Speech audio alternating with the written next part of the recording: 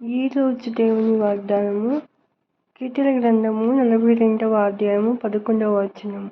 నా ప్రాణమా, నీవెల కృంగి ఉన్నావు, నాలో నీవెల తొందరపడుచున్నావు.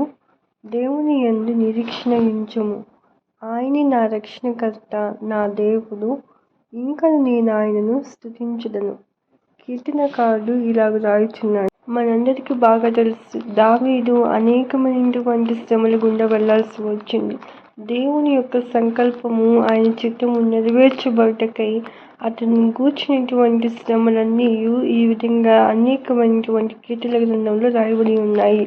అయితే వాటన్నింటి నుండి విడిపించే సమర్థుడు దేవుడు అని అతను నమ్మాడు. దేవుని యందు నిరీక్షణ ఉంచాడు, విశ్వాసం ఉంచాడు. ఎన్ని శ్రమలు, శోధనలు, ఇక్కడికి ఇబ్బందులు ఎదురైనప్పటికీ ప్రతి విషయంలోనూ అతను దేవుణ్ణి స్తుతించుతూనే ఉన్నాడు. కనుకని దేవుడు దావీదుని గురించి ఈ విధంగా సాక్ష్యం ఇస్తున్నాడు, నా హృదయానుసారుడు అని. ఈరోజు మన పరిస్థితి ఎలా ఉండింది? మనకి ఎన్నో శ్రమలు, శోధనలు మన జీవితంలో కూడా వస్తూ ఉంటాయి.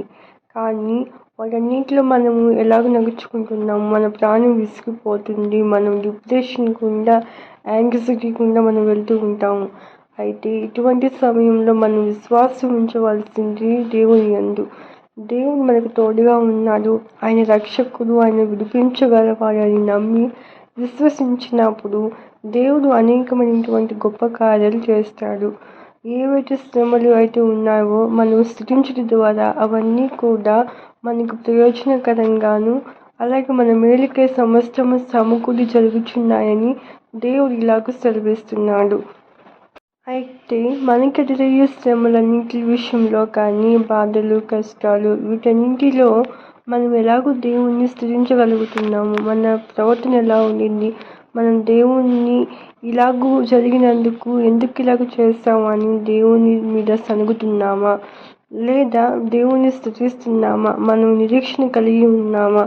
దేవుడు సమర్థుడు, దేవుడు చేస్తాడు, ఆయన సమస్తం మన మేలుకే జరిగించుచున్నాడని నమ్మి విశ్వసించి ఆయన మీద భారం వేశారమ్మా? ఒకసారి పరీక్షించుకోండి. దేవుని దృష్టిలో మనమందరము ఒక ప్రత్యేకమైనటువంటి సంకల్పము, అలాగే ఆయన చిత్తం కొరకే ఏర్పరచబడి ఉన్నాము. ఆయన మనల్ని ఏర్పరచుకుని ఉన్నాడు. మనము మన కొరకే కాదు, దేవుని కొరకే జీవించాలి అని దృఢ సంకల్పం కలిగి ఆయన మహిమపరచుటకై ప్రతి క్షణం కూడా ఆయన చిత్తానుసారంగా జీవించడానికి ప్రయత్నించండి. దేవుని మీద భారం వేయండి, విశ్వాసంతో ప్రార్థించండి. మీ యొక్క సమస్త భారమంతయు ఆయన మీద వేసినప్పుడు ఆయన మీకు సమస్త ఆనందమును, సంతోషమును, సమాధానము ఇవ్వగలిగిన దేవుడై ఉన్నాడు. ఇది నువ్వు నమ్మిన ఎడల నీ జీవితంలో దేవుని గొప్ప కార్యాలు మీరు చూస్తారు. సమస్యల వైపు, మీ చుట్టూ పరిస్థితుల వైపు మీరు చూడొద్దు. దేవుని మీద దృష్టి ఉంచండి. దేవుని ఎల్లవెల్ల స్తుతించుచు, మహిమపరుస్తూ ఆయన చిత్తానుసారంగా జీవించండి. ఆయన చిత్తం ఏమిటో మీరు ఆయన వాక్యం చదవటం ద్వారా మీకు తెలుస్తుంది.